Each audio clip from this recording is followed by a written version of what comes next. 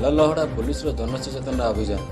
पाललहड़ा police स्थानीय माननीय IIC श्रीजुक्त पाराउटुडू महोदय पौरोहित संस्थानीय एसआई श्रीजुक्त गोविंद चंद्र साहू महोदय, संस्थानीय एसआई श्रीमती सुलोचना सेठ महोदया एवं स्थानीय सरपंच सहयोग में पाललहड़ार झिमिरीपारी ग्राम में एक जनसचेतना सभा अनुष्ठित हो जाएगी। आईआईसी सार पुलिस को जनतार बंधुभाव ग्रहण कर साधारण जनता को समाज को विकास रास्त आगे नापी उद्बोधन देते। ग्रामर महिला माने पाललहड़ा पुलिस प्रशंसनीय उद्यम को भूरी भूरी प्रशंसा करने एवं साधारण चर्चार विषय पाल्टी।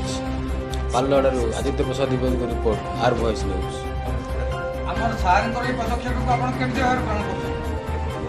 सार जहाँ कहले पुलिस डिपार्टमेंट क्या डरवानी आम मद विषय सब आलोचना कर लोक सचेतन करवा।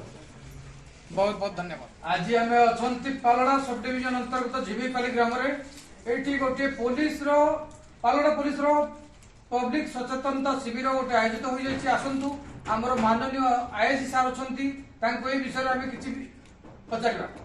सर नमस्कार। नमस्कार सर, जो वेलकम पदक्षेप नहीं लोक सचेतनता शिविर तार उद्देश्य विषय किसी जनसाधारण को अवगत करातु। एटा प्रत्येक मासरे आमे तार मीटिंग करूचे आम पुलिस मीटिंग।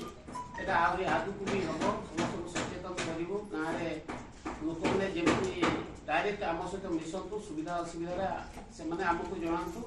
मीडिया जो माने अलग लोक को धरी कि थाना को जाउछंती एटा न करंतु, डायरेक्ट हमको तांको असुविधा जणांतु। तै मैं सचेतन कार्यक्रम करू आगु मध्य करी। बहुत बहुत धन्यवाद आईआईसी सर। सारंकर पदक्षेप को वास्तविक धन्यवाद।